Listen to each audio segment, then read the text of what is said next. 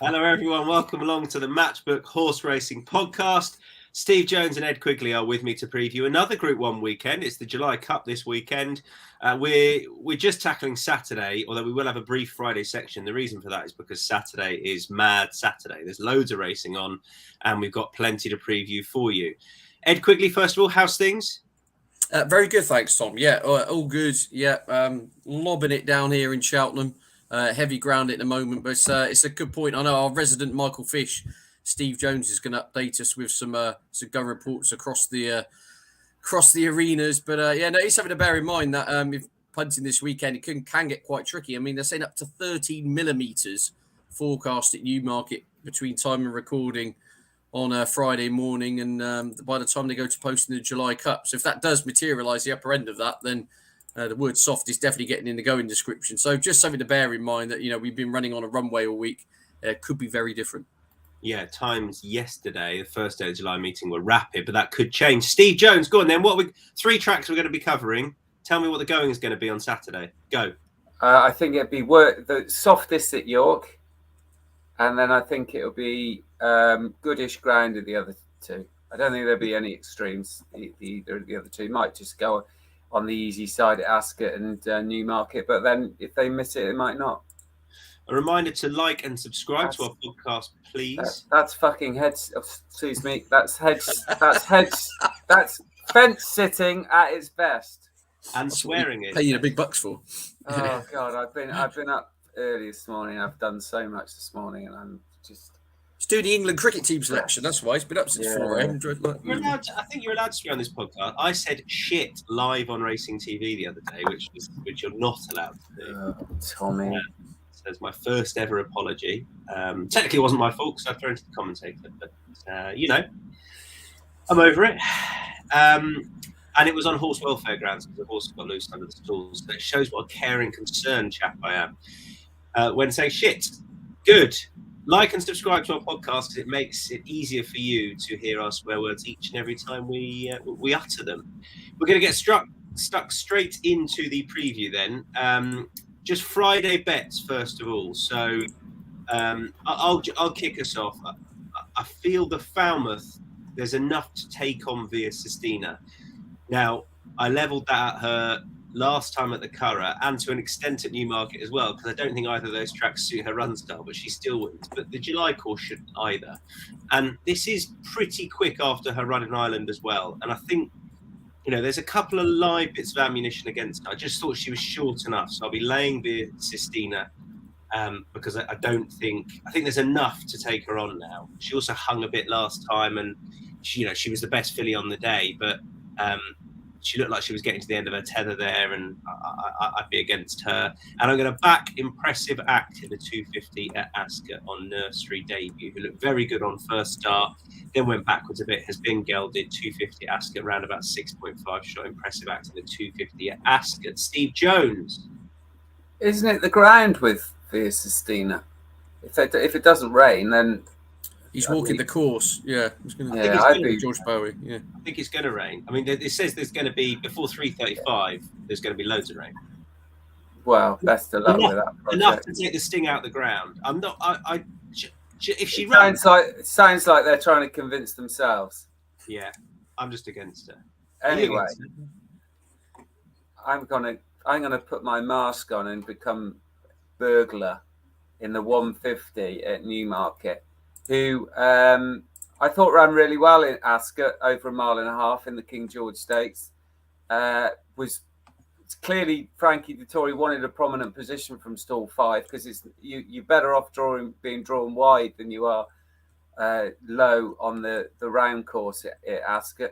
But the problem was when he rushed it up, he became keen for one, and then he realised, oh my God, he's chasing the fastest pace that anyone's ever run over 1.5 miles at Ascot. And by the time he dropped back into midfield, Burglar was still keen and had already used up that energy, but came there cruising in the straight, just didn't get home. Combination of that keenness, sitting too close to the early pace, and that told in the closing stages. Back down to 1.2 miles, should get a decent prominent position. and will show his true colours if he settles. So Burglar, I think, is way overpriced, winning place in the 150 at Newmarket. And Edward Quigley. Yeah, I'm going 3 o'clock at Newmarket, the 1 mile 6 furlong handicapper. Live Your Dream, the top weight for Kevin Stott, Saeed Bin Saror. Won the race 2 years ago.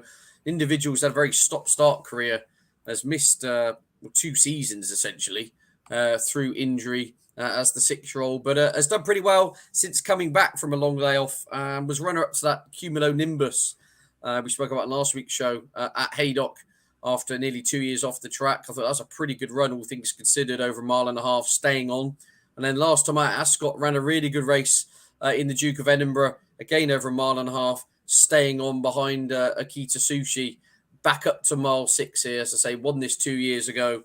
I think he's ticking all the right boxes. I'm not going for a long shot here. I'm going in with the round about 5-2 there or thereabouts as your market leader. But yeah, Live Your Dream in the 3 o'clock off top weight. All right, that's our Friday selections done and dusted. Remember, they'll be up on Insights for you to digest after this podcast. Now we go to Saturday and to the third day of Newmarket's July Festival, and we're going to start with the Pertemps Network. I bet just seeing the words Pertemps got you excited, Ed, didn't it? Absolutely, I was just refreshing my anti-post list then when you said that. Anyway, I have actually got 2 for that. We'll speak about it next week's show, but carry on. That's impossible. You can't. I sort of keep you on your toes, Tom. Keep you on your toes. The 4:35 is the Pertemps Network July Cup. Shaquille is in there at 3.25. Azure Blue, 4.5. Should only run if the rain comes, but the rain's going to come. Little Big Bear, who had a setback earlier in the week, 5.0. Kinross is 5.5, 13.0, and bigger the rest. Now, I was tossing up between 2 horses, and in the end, I've come down as a no bet because you've selected one of them each. So I'm just going to let you fight it out. I thought this was a slightly disappointing renewal, and my starting point, Steve, was wanting to take on Shaquille because he was slowly away last time. But then I watched Newbury back and thought, well, if he races like he did there, he'll win. So off you go. Yeah, I wouldn't get too carried away with the price, to be honest, because he's a short price favourite. But the sprinting division has been kind of open to new blood for a little while, probably since Blue Point retired. And Shaquille looks the standout for me. Just because he started slow at Ascot, don't mean he's going to do it again, because I think he just reared up just an inopportune moment there. And for a horse who likes to race prominently, like he did, he made all the running virtually at Newbury before that in a listed race. And I know this is a tougher race, but he did it the wrong way round and still beat Little Big Bear at Ascot. So I just thought he was the solid one and would probably win. It would just be typical of O'Brien to win this with Little Big Bear, a horse that was beaten by Shaquille last time. Oh, will they run? Oh, he's had setbacks and all this in the week. And it's just the O'Brien kind of way that come out and win it. But I just don't see, if Shaquille starts better, and there's no reason why he won't, he should win. All right, and Ed, you're with a horse who I thought represented a little bit of value, but it's not exactly bundles of value. But I think 6 on if the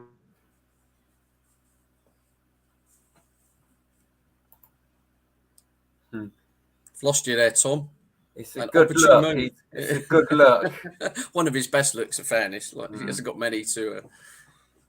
All right. What's your fancy? Kinross was the answer. See you, Tom. Thanks. Yeah, I'm with Kinross. I just thought, with all this rain coming, he was much bigger earlier in the week. He's being nibbled in now. I just think he is he's the sleeper, for crying out loud, because he's the joint top rated horse in the field. But with a bit of give in the ground, this horse really does come alive, as we saw last year in the foray. Obviously won the champion sprint at the back end of last season, a bit of cut in the ground. All in all, very good horse. It's just a little bit of guesswork with the weather. But as I said, I don't think it was all that bad a run on his belated comeback in the Jubilee behind Cardem. I think he can turn that form round on rain softened ground. And yeah, I noticed he was 2 or 3 points bigger early in the week. He is starting to tighten up a bit. Will Buick booked to ride. Yeah, I had it between Kinross and Shaquille, essentially. Little Big Bear, don't fancy at all. And also, they've got the ground excuse in already. Got that one ready. saying that they're not totally convinced they want to see a lot of rain for him, and he's had a setback. So, yeah, all in all, Little Big Bear bulks up, doesn't he? But I got it between Shaquille and Kid Ross, but I thought Kim Ross was overpriced. Although, as I say, at the time of recording, price is tumbling. He's into 5.5 now. He was 2 or 3 points bigger earlier in the week. So still no Tom, but kick us off with the first race, the 250 at Newmarket. Well done, Steve. Glad someone knows what they're doing. Yeah, 250 indeed. With Havana Blue here. I mean, the Clive Cox team have absolutely sprouted wings, haven't they? They were on fire yesterday with it across the card treble. I think they managed to bash in, and really like the progressive nature of this horse. Won at Newmarket off 83, and then again off 87 last time out. I just seem to be digging out more. Up to 93 here, so clearly more on this individual's plate. But Ryan Moore booked to ride, and I just think he's ticking all the right boxes. Again, we're on the assumption we're on the slow side of good. I don't think that necessarily be a problem. I mean, the horse has some soft ground form. Was beating the neck at Salisbury last year on soft, and similar at Doncaster, was just worried out of it. So I don't think ground's going to be a big talking point for Havana Blue going through the gears, and I thought was the solid one. But what about yourself? Yeah, this is one of my bets of the weekend. Quantum Impact, who I was really impressed with at York back in May. I think was that the Dante meeting, or was that the next meeting? It's probably the next meeting. But hit the line really, really strongly. And there's a couple of winners come out of that, the likes of Saxon King and Skeptic. So the form stacks up, and then was fancied predictably because he'd run so well at York and won so well. He was fancied for the Britannia Stakes, only second favourite. Yeah. And he started off in the far side group. And then Frankie, whether he did it by design or whether the horse was hanging, he just came sort of diagonal across to the stand side. And he was going well in a challenging position, but he was just giving up ground all the way there. And whether it was the ground might have been a little bit quick, he'd won on quick at York, but I sometimes think that the nature of the track at York, it doesn't get jarringly quick. And he had one on heavy ground at Newbury the back end of last season, beating the big board, which is form that's worked out well. So if there was a bit of rain around, it wouldn't do him any harm at all, Quantum Impact. I really like his chance. I think bounce back from that Britannia strange kind of way of going. And its previous win, not only was it visually impressive, the form stacks up. So Quantum Impact in the 250. And we've still... I mean, we can split Tom's fee between us. This is absolutely great. Hey! As I say that, he comes back. Just backing to hear that abuse. We're saying you're getting paid and we're doing all the work. That's about right. But anyway, yeah, we've given our tips. Have you finished your one? Have you finished your 250? 250, correct. Yeah. What do you fancy, Tommy? Go on, tell us. Fancy Royal Dubai, who's I feel like consistently underestimated because he raced on the dirt of Maidan. I thought he emerged as the best in the race at Chester, having sat wide and off, albeit the winner came wide. And I think this trip will be exactly what he wants. So Royal Dubai is a pretty warm shout for me at the prices for that 250. You've done your Quantum Impact in Havana Blue. So should we move on to the superlative? Absolutely. Lovely job. Are we frustratingly or surprisingly, we all three of us differ here, and I thought we might agree on at least something. Ed, I'm most interested in your shout first of all. So off you go. The Godolphin Blue against City of Troy. Go on. Yeah, this is the almost tentative picks on the show. Again, it's just a subjective impression of the way in which the horse won an absolute nonsense event last time out at Leicester, but again just did it in the style of a really good horse. But we saw yesterday, didn't we, to some extent, with was it Imperial Emperor went up against Nostrum, and they go in the deep end. Sometimes they could be found out and you don't really know. I just find these races, Tom, about wishing kind of fence it's very hard to quantify one run. Some of these at much lower levels, some have shown better form. Horses going to prove £10 a stone just for the outage, just for the experience. We don't know how soft the ground's going to be for these 2-year-olds. I don't know if there's any buyer. So, yeah, it's a tentative selection. Just with the Appleby team, there was a lot made, wasn't there? The Royal Ascot Malays, and first time since 2006 that the Godolphin team had drawn a blank at Royal Ascot. But, they're absolutely firing again, aren't they? Around 40% for July. So, no worries there, it would appear. And, yeah, tentative selection just on the basis of there are so many unknowns.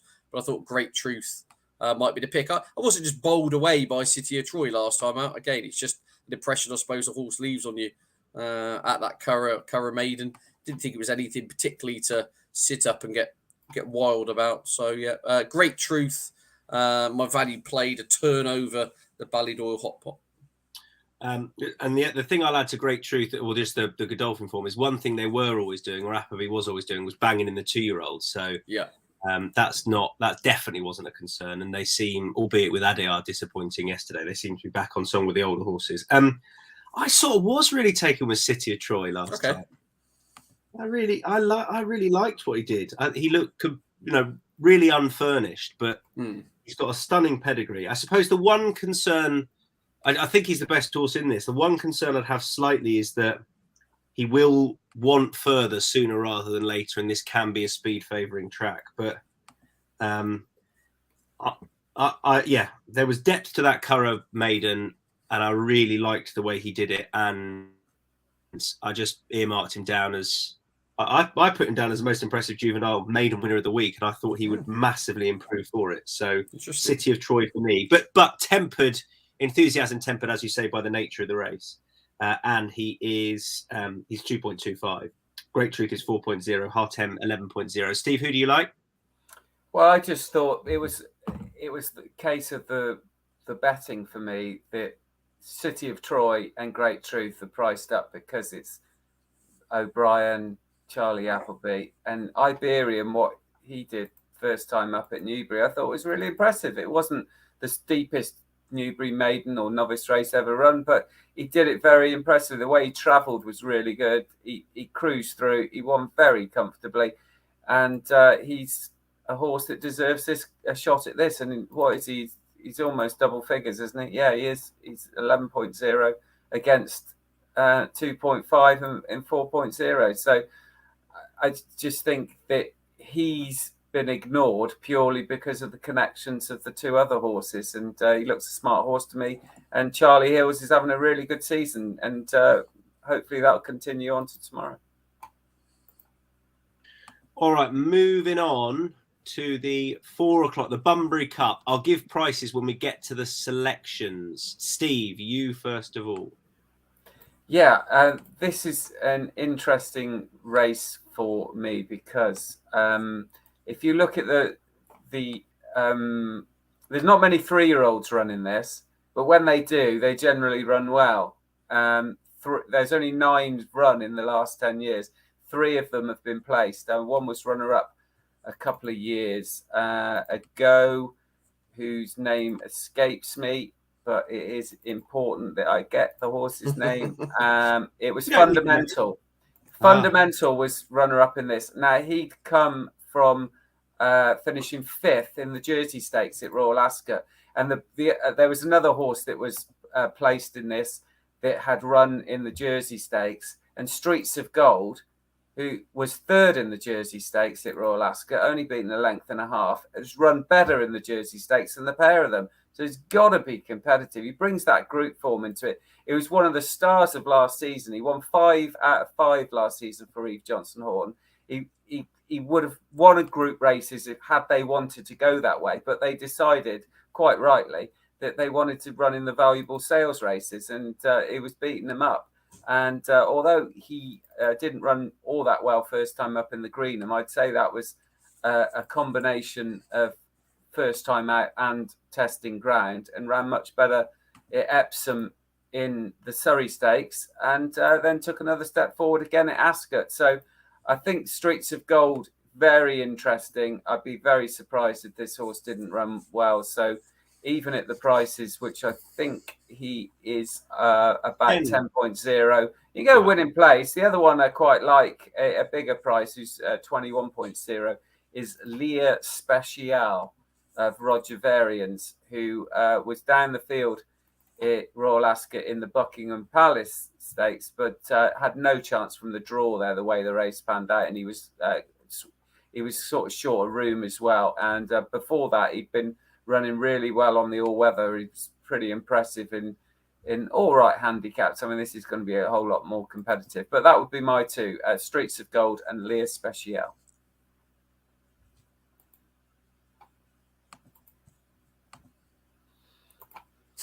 Oh, we've lost him again. What do you fancy, Ed? Right, yeah, good. I'm with Lethal Levi in the winner place markets here. All about the trip for this 4-year-old who has only had the one start over 7. That was back in medieval times. And since then has been habitually tried over 6.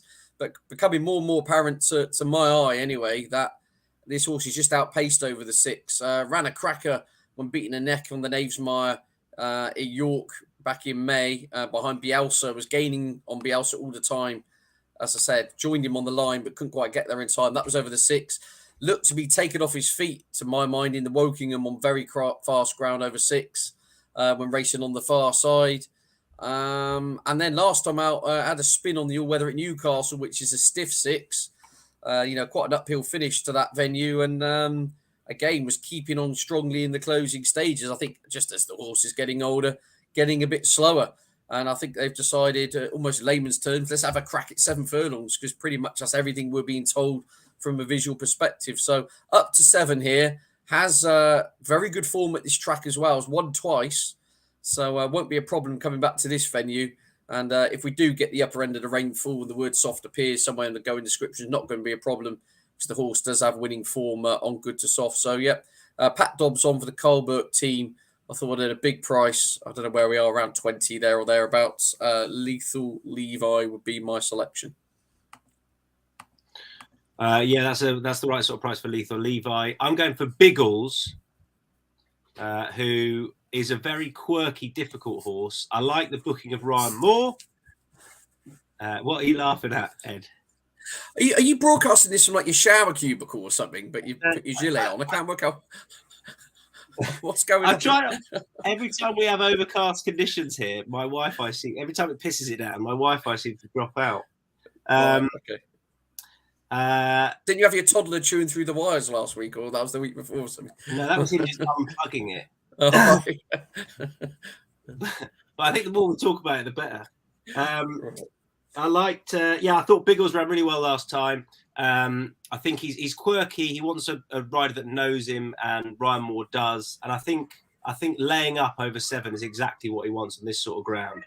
And a bit of cut won't be a problem. That's us done, Bunbury cut-wise. Who's he named after, Biggles? Oh, I don't know. You know, don't you? I can't believe you don't know. You've told me before. Yeah, it's the old boy's own flying fighter pilot, Biggles. You have told me that. There he is. That's going to need to be clipped up. Doppelganger. Yeah. Right, Ascot. First of all, 5 furlong handicap, 3 different selections. Again, decent prices. Steve, you kick us off with a horse I'm sure you backed before.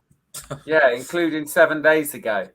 And this is genuinely been unlucky this year, because the draw was no good for him a few times earlier in the season. He went to Dubai, came back, ran very well first time up at Newmarket on soft ground, which probably isn't his thing. So if it did get very testing at Ascot, which I don't think it will, it would put me off a little bit. But the draw has been totally against him a few times, including at Ascot when he's drawn right on the wing. Last time at Sandown, last weekend in the Group 3, he won last year.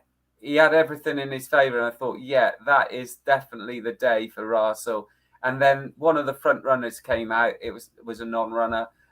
So they didn't go hard up front. It was dominated up front, and he just couldn't get into it because he likes to cruise off the pace through the pack and come through them. He's dropped into handicap for the first time in an awful long time since finishing second at York in May 2022, so last spring.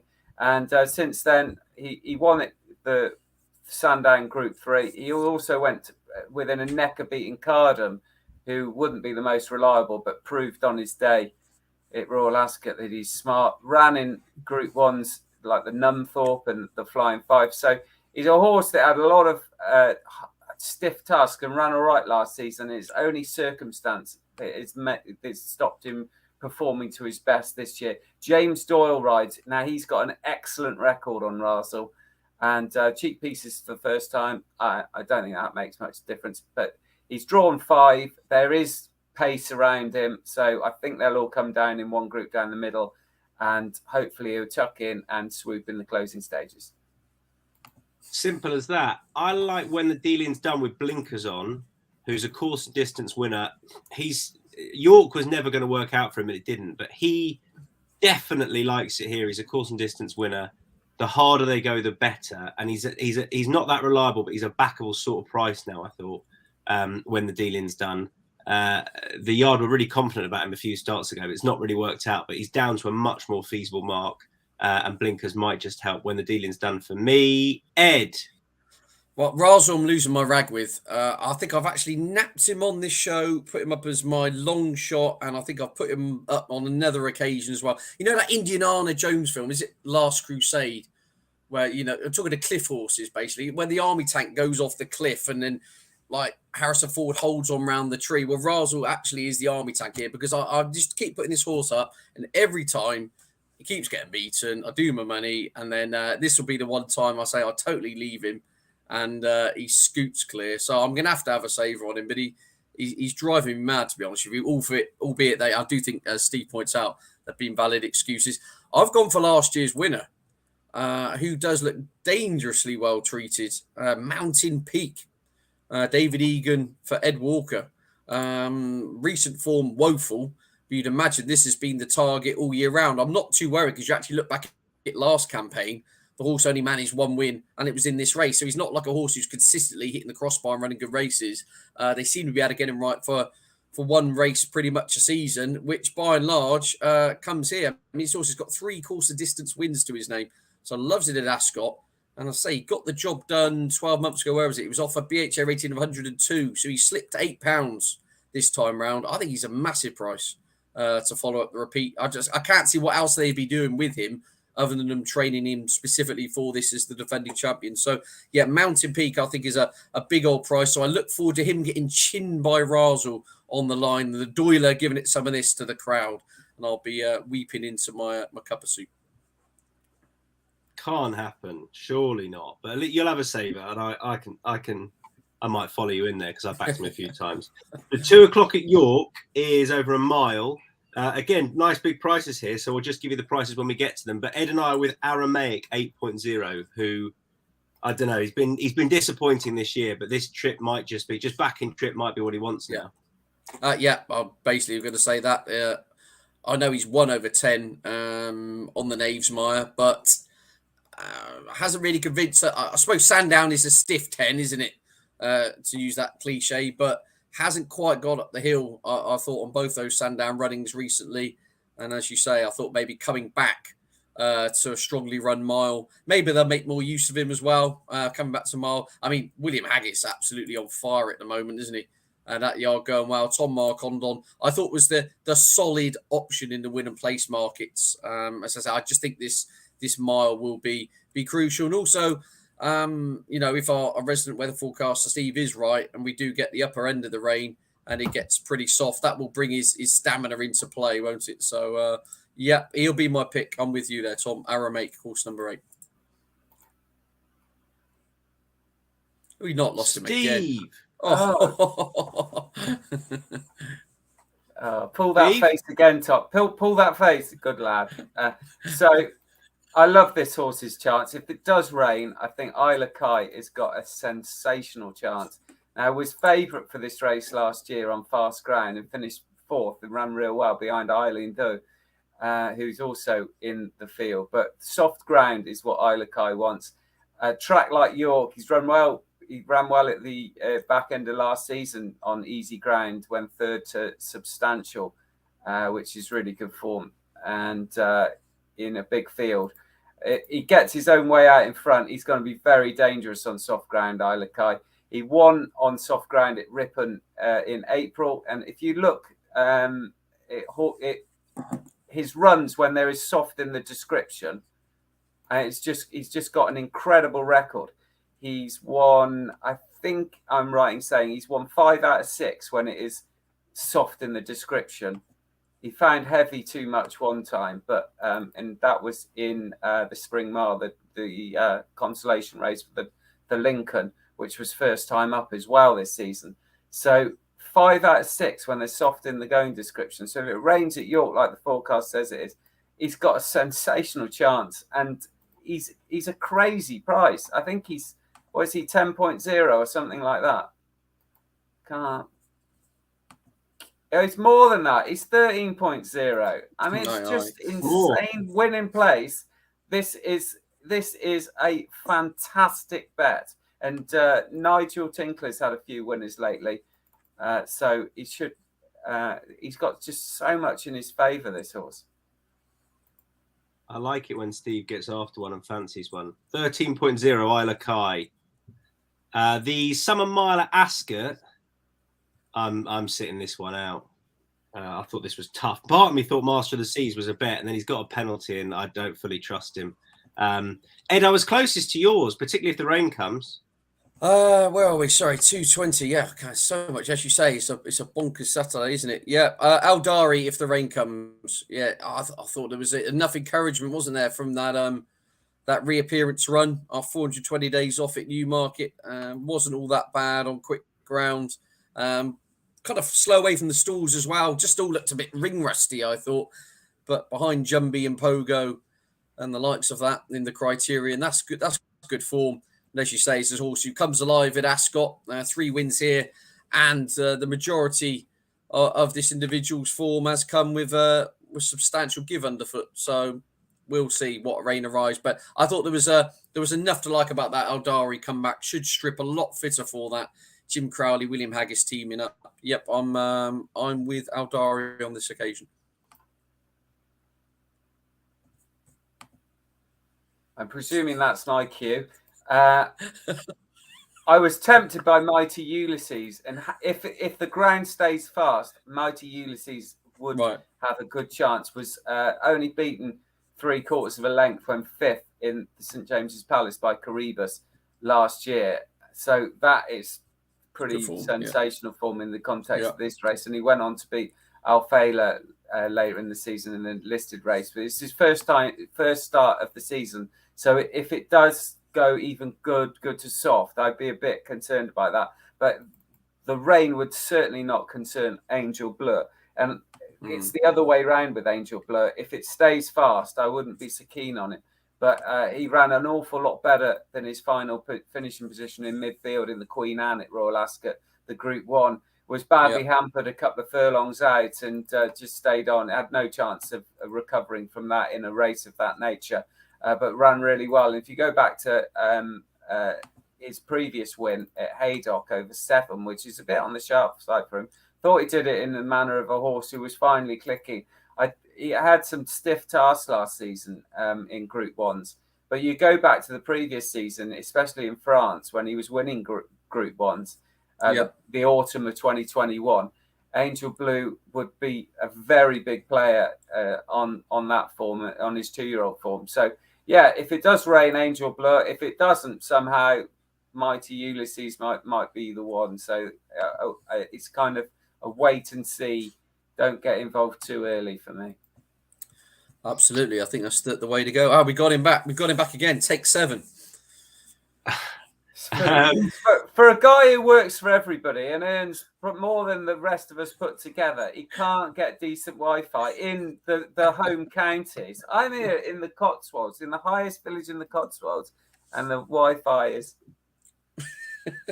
Unfortunately, because of I've got 2 kids downstairs in my normal room, so I have to get banished up here, and it doesn't work. Anyway, it's very boring for people to listen to. So let's move on to the City Wall Stakes, 235 at York. I'm going to put up Great State while I'm with you here, who had no run at Sandown, was way off it, and definitely wants a more of a track like this, I think. Sandown, he was on the inside, he switched outside, he missed the break. You can't do that on the straight course at Sandown. Back to the scene of his last success, and 3-year-old's got a good record in this. I thought the prices had forgotten about him based upon that run last time. He's much, much better than that. So great stake for me. Steve, Silky Wilkie? Yeah, Silky Wilkie's got to have a good chance. Carl Burke's got his team in great form, and Silky Wilkie, since switching from the all-weather to turf this season, has been in really good form. Bolted up at Musselburgh first time, and since then has been running in group races, and certainly wasn't disgraced when fifth behind Vadream and just behind Rasel, funny enough, in the Palace House Stakes at Newmarket, and then ran in the dash last time. And I don't think that kind of downhill test is exactly what he wants, but he went so close to winning it, giving a stack of weight to Novello, the winner, who was only beaten a short head. And I think this kind of listed class is an ideal opportunity for him. Clearly got no problem with soft ground if it does turn that way. He seemingly goes on all manner of ground, so that it's not a thing for Silky. He's just a fast horse, and York 5 furlongs should be absolutely ideal for Silky Wiki. Ed, win and play shout. Yeah, Nymphadora. I think she's got a great chance here. Andrew Balding, Jason Watson.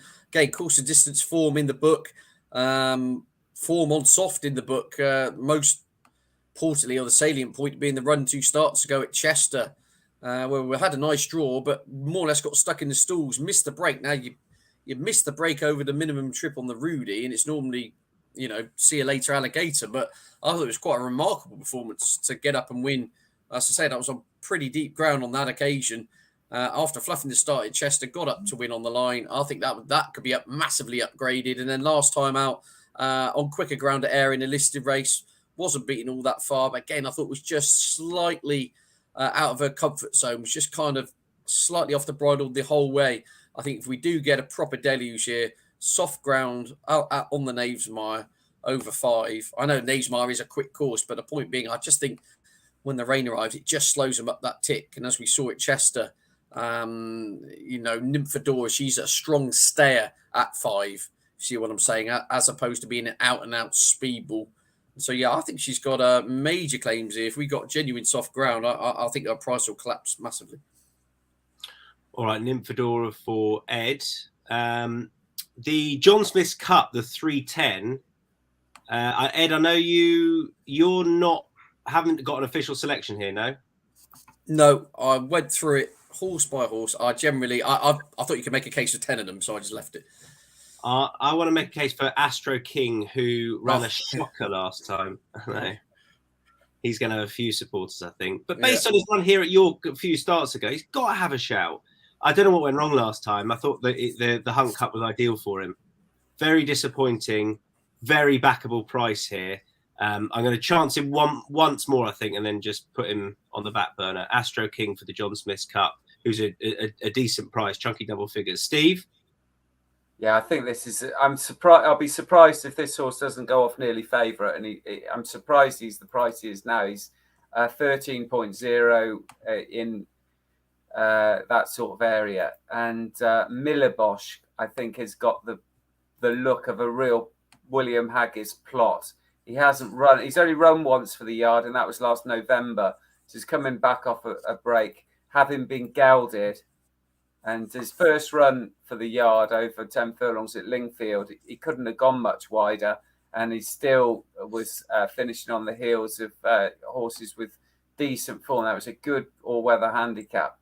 And if you go back to his French form, he was placed in the French Derby. He was third in the French Derby, and he loves soft ground. So if the weather forecast is correct and it does go soft at York, then this horse he could be absolutely chucked in off this way. He's got a white... 2 lengths by St. Mark's Basilica, and he's running off 97. Yeah, I know, I get it. Yeah. and he's joined William Haggis. And William Haggis hasn't run him yet this season. And it smacks as me as, oh no, we couldn't get the horse right, but rather than, oh, we'll wait and win the John Smith's Cup, and then we can go into climb the ranks. Because let's not forget the horse that won this last year, Anmark, went on to win Group 1 in France. So it takes a quality horse to win this race. and that's exactly what Millibosch is. Tom Marquand, I'm sure he could have gone to Newmarket and ridden and had good rides at Newmarket, but he's gone up. I know he's got other good rides up at York, but Millibosch, I'd be amazed if this horse is double figure price, and he is at the moment. If you think he's going to go a favourite, then you've got to take 13.0 now. He's also got Hamish, Tom Marquand in the next, who is 1.8. Is that a bet for anyone? No interest. Just probably wins. Yeah, yeah, he wins. I don't bet odds on, so it doesn't interest me. But if it rains, he's going to have his conditions, and he just looks head and shoulders above the rest. Script writer, I saw Milton Harris talking up his chances on the Melbourne Cup. Well, news there. I don't think he's going to get in, mate, unless he wins something like this. Milton quite happy to talk up chances, isn't he? Yeah, he is. He's a good guy, isn't he, Milton? He's had a lot of success in the last couple of years. But anyone who's dated Belinda Carlisle is within the realms of being able to say they can run a horse in the Melbourne Cup. I think that's. I'd put a thing on that saying anyone who claims to have dated Belinda Carlisle. I don't know how I'd bet what grain of truth there is in that. Well, he said it openly on TV, so you know. Yeah, Milton says a lot of things on TV. Met her on a cruise ship, didn't he? Was that he worked on a cruise ship? Yeah, yeah. Maybe it's true. Right, Hamish wins. I think is the consensus, but a no bet for all of us. Matchbook Zero long shot, £20 win, up to £20 for Matchbook Zero. The market is up 1 hour before the first race. There's zero commission. And there's zero margin. So you are very likely to be getting best odds. If you want to bet up to £20, it is well worth taking advantage of Matchbook Zero. Have a look if you haven't already. You can access it through the normal Matchbook site. Mine's Astro King, for reasons I've given you, the 310 at York. Steve? Well, considering one's my best bet, I'll have to go for Razzle, probably. Razzle, your Matchbook Zero long shot. And Ed? Yeah, I'm going to go for Mountain Peak. Last year's winner at the 145, £8 lower than when getting the job done 12 months ago. Any other bets? I think is just me. Callie Nasser in the 420 at York ran a really good race 2 starts ago and then was a bit disappointing last time, but I've been eyeing the horse up off a mark in the mid-70s in Nursery Company. No prices yet, won't be favourite. Callie Nasser in the 420 at York. We got any lays? No, nothing this week. No, I don't. I'm surprised. Other than, I'm against Via Sistina today on Friday, but nothing else. Right. Best bets then. Mine's Royal Dubai, 250 at Newmarket. Ed, your best bet this weekend? That's a very good question. Head is spinning. Kinross, go on the rain. Come on the rain. Yeah, Kinross. Very keen. Okay, Kinross. And Steve? Lauren just popped her head around the door to see if you'd finished yet. She needs you. Go on. Isla Kai. If it rains and the ground is good, even good to soft or worse, Isla Kai at York is one of the best bets I've seen in a long time. Isla Kai. All right, good stuff. That's us done. Plenty going on in there with the amount of races we've gone through. Head to insights.matchbook.com for a recap of all of our best bets. That'll be up later on today, and we'll see you again soon. Happy weekend all. Bye-bye.